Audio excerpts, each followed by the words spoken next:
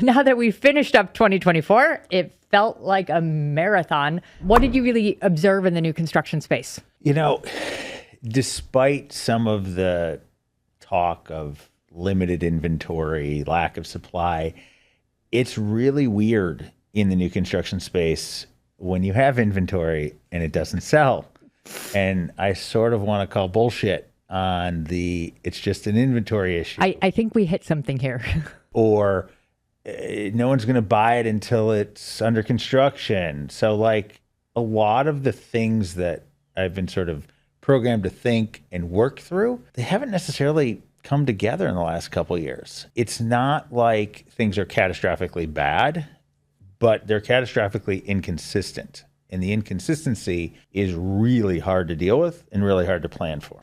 This past year on my side of things, right, I saw that there was a bigger kind of split between what felt really dry in inventory and what felt more moderately okay. Now, one of the sectors that I thought was really, really difficult to work in was going to be our kind of our entry-level condos. Now, that's so far removed from what you do Right. that, I had properties that I was listing with 24 offers on them. So that's the stuff that I need. But the reality is that stuff is hard to come by until the trickle down effect happens. And it's the total opposite in a lot of ways at the high end. Mm-hmm. So in Chicago, the difficulties of either zoning, density, financing, all the things that would point to being able to do a more entry-level building at scale are so difficult that it's basically impossible. So the few people that are left, like myself and not many others, it's all super high end. Sure. And that's simply because that buyer group has remained somewhat there still, but they don't move real fast. No. And, certainly the empty nester group, that's probably been a little more prevalent in our space in the last couple of years. They have no urgency. Yeah. But most of them are sitting in big houses somewhere with either a very low interest rate or no mortgage left. Correct. Yeah. Correct. But they're also old enough and experienced enough and wealthy enough to not necessarily care about interest rates. Sure. So even if they're getting a mortgage, they do understand that mortgage rates somewhere will go down, somewhere will change. The buyer who is a first or second time buyer, a move-up buyer, somebody who's trying to put down roots, they're really sensitive to rate. Yep. And I want to say in our world that rate has been the biggest impediment maybe to momentum, but I'm not even sure that's true. Sure. For the reasons that you just said. You can have a house that's a great price that has multiple offers. I really draw a distinction between product type this year. Yep. The house seems to be like the golden thing. And if it's not a house, then it's not worth buying. I think there's a lot of truth in that in the price points that your condo developments happen in. Yes, some of our condos go head to head with houses. On the other hand, if we're in a neighborhood where we would be competing against a house, we're probably still less expensive than a house. If you take the West Loop, there's no single family zoning in the West Loop. There's no product.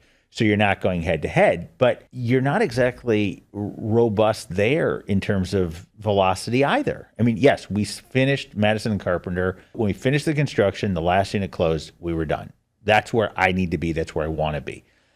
If you look at one of our competitor projects, which is a little bit bigger, the Embry, they did an incredible job on pre-sales. They sold, I think, 2 or 3 times as many units as I had total, ramping up to their first closing. I'm not even sure they're done today. I don't believe they are. And what does that say? You could sell 40 or 45 of 60 units before you close the first one, and then you close out 45 units at astronomically high prices, but suddenly you can't close out the other 15. Like, that's where the inconsistency and the lack of like reliable momentum gets really hard. From a developer's perspective that's looking to say, hey, where am I going next? What am I doing next? You're supposed to make money at the end of this. This is your livelihood. I'm not giving up making money at this point, at least right now. Like, we're still in this post-pandemic, post-inflationary environment. So costs went up like crazy. Yep.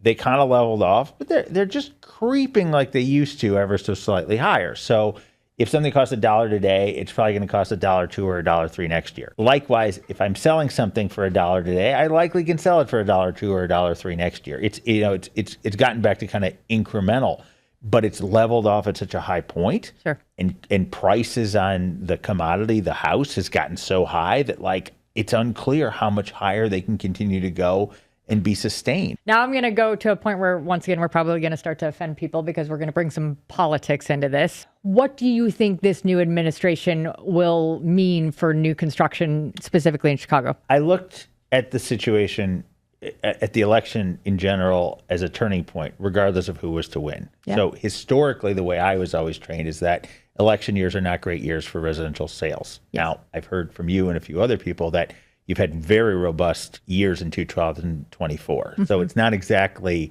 uniform, but felt to me so much in the run up to the election that things were so uncertain and unstable. And although the election itself went the way it did, which may be contrary to what a lot of people in Chicago thought or wanted, sure, at least it's over. Yep. And so my hope is that this spring market that we're in now is going to be a little bit more normal in terms of buyer behavior. No affiliation with the side, but it is our new reality. I think you're very right in the sense that election years, and I've been at it, this was my 6th that we've completed, are years that create pause in our consumers, right? So yes, we had a good year, but the 3 months leading up to the election, everyone was so nervous about the results. That is behind us. We tend to see, I think it's in the last 10 out of 11 election years, the post-market, new spring market has been very strong, very robust. It's that peace of mind of saying, and we're there. That's what I'm banking on. The other thing is where mortgage rates go. There was an article about a year ago that talked about whether there might be a divergence in the Fed rate. That's the one that we hear about in the news.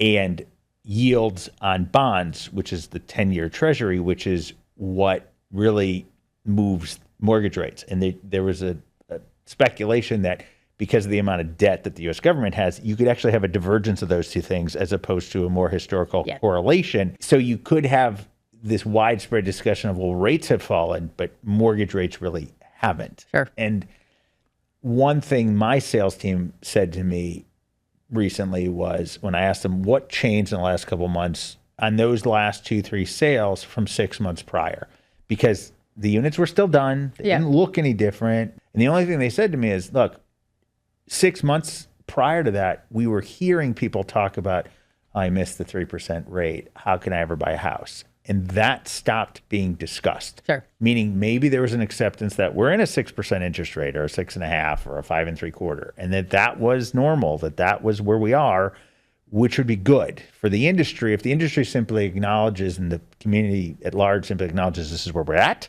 this is my buying power, you're no longer looking in the rearview mirror. People are coming to terms with the fact of where lending is. Yeah. No, and I think that's so right. And I think right, wrong, or indifferent, whoever you supported or didn't support, the reality is Trump is a real estate guy and he loves to borrow money.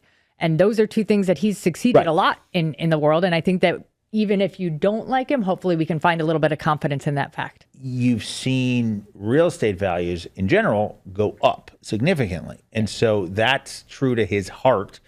And so I don't want to say I'm optimistic. Maybe I'm just not horribly pessimistic. His ego aligns with wanting the real estate sector to do well.